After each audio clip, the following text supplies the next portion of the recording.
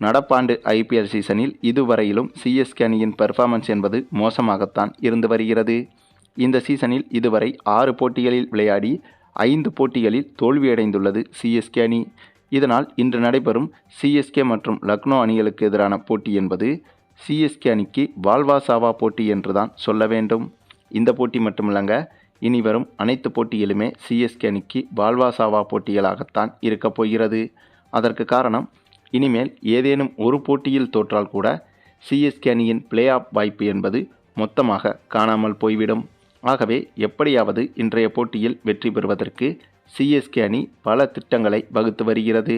அதிலும் குறிப்பாக play off போகுவதற்கு CSK அணி வெற்றி பெற வேண்டுமோ இல்லையோ, கண்டிப்பாக இந்த சீசனை ஓரளவுக்கு சிறப்பாக முடித்தால்தான் அடுத்த சீசனிலாவது சிஎஸ்கே அணியால் சிறப்பாக செயல்பட முடியும். ஆகவே சிஎஸ்கே அணியை கட்டமைப்பதற்கு கண்டிப்பாக இந்த சீசனில் இன்னும் ஒரு சில குறிப்பிட்ட வெற்றிகள் சிஎஸ்கே அணிக்கு தேவைப்படுகிறது. அதிலும் தல தோனி கேப்டனாக பதவியேற்ற பிறகு சிஎஸ்கே அணி மீது எதிர்பார்ப்பு என்பது ரசிகர்கள் மத்தியில் அதிகரித்துள்ளது. ஆகவே அதையும் பூர்த்தி செய்ய வேண்டிய கட்டாயத்தில் சிஎஸ்கே நிர்வாகம் இருக்கிறது. மேலும் இப்படி இந்த சீசனில் இனிமேல் சிஎஸ்கே அணிக்கு நிறைய பாசிட்டிவான விஷயங்கள் நடக்க வேண்டுமென்றால் கண்டிப்பாக இப்போது உள்ள வீரர்களை வைத்துக்கொண்டு அதை சாத்தியப்படுத்த முடியாது. ஆகவே கண்டிப்பாக புதிய வீரர்களை அணிக்குள் இணைப்பதற்கு சிஎஸ்கே அணி இப்போது சில புதிய முயற்சிகளையும் செய்து வருகிறது. அதாங்க, ஒன்று மிட் சீசன் டிரான்ஸ்ஃபர் மூலமாக மற்ற அணிகளிலிருந்து ஒரு சில வீரர்களை சிஎஸ்கே அணிக்குள் கொண்டு வரலாம். மற்றொன்று, அணியில் உள்ள வீரர்களுக்கு ஏதேனும் காயம் என்று சொல்லி அவர்களுக்கு பதிலாக ரீப்ளேஸ்மெண்ட் என்ற முறையை பயன்படுத்தி வேறு ஒரு புதிய வீரரை அணிக்குள் இணைத்து கொள்ளலாம். இதுதான் இப்போது சிஎஸ்கே அணிக்கு இருக்கும் 2 வாய்ப்புகள்.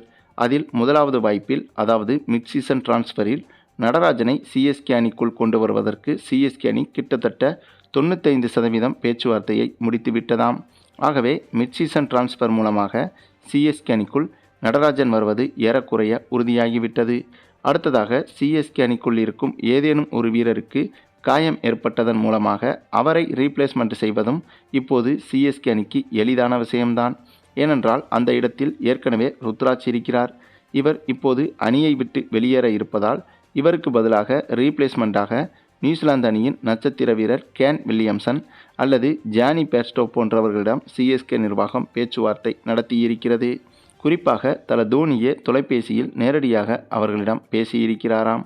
அதற்கு கேன் வில்லியம்சனும் ஜானி பெர்ஸ்டோவும் கண்டிப்பாக சிஎஸ்கே அணியில் இணைவதற்கு சம்மதம் தெரிவித்ததாகவும் தகவல்கள் வெளியாகியுள்ளது. ஆகையால் இன்றைய போட்டியிலேயே கண்டிப்பாக சிஎஸ்கே பிளேயிங் 11இல் சில சர்ப்ரைஸான மாற்றங்கள் இருக்கும் என்றே எதிர்பார்க்கலாங்க.